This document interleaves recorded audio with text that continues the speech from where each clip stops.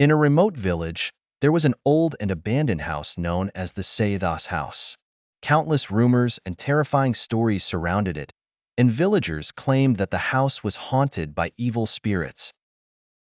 One dark night, a group of friends, Sammy, Ali, and Reem, dared each other to spend a night in the abandoned house.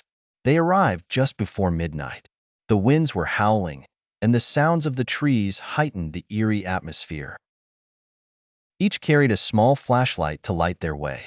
Upon entering the house, they were hit by a strong smell of mold and a damp atmosphere. The old furniture was covered in dust, and the walls were stained with mysterious spots. They decided to explore, starting with the ground floor, where they found an old living room with a cold fireplace and pictures of what appeared to be a family. As they were inspecting the place, they heard heavy footsteps upstairs. They looked at each other anxiously, but Sammy decided to go up and investigate. Their hearts pounded with every step Sammy took on the worn wooden stairs. When Sammy reached the upper floor, he found a partially open door with a faint light emanating from it. He cautiously pushed the door open to find an old bedroom with a large bed covered in a dusty white sheet.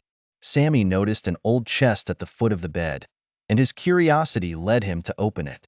Inside, he found old diaries and photographs of the family that once lived there.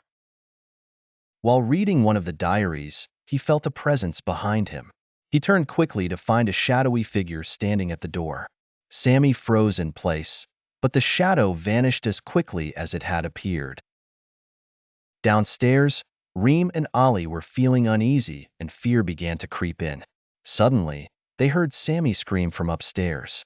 They rushed to the staircase to find him lying on the floor, unconscious. They carried Sammy and hurried downstairs, only to find the door they had entered through tightly shut. They tried to open it with all their strength, but it wouldn't budge. Windows began to slam shut on their own, and whispering, eerie voices filled the air. Suddenly, Sammy began to regain consciousness and said in a trembling voice, "We need to get out of here immediately. The spirits don't want us to stay." The friends put all their effort into opening the door, and at the last moment, they managed to open it and escape the house. When they reached the village, it was just past midnight. They told the villagers what had happened, and everyone agreed that the house was indeed haunted and that they were fortunate to have escaped. Since that night, no one dared to go near Sayyidah's house again, and their story was told as a warning to anyone who might challenge the evil spirits in that cursed house.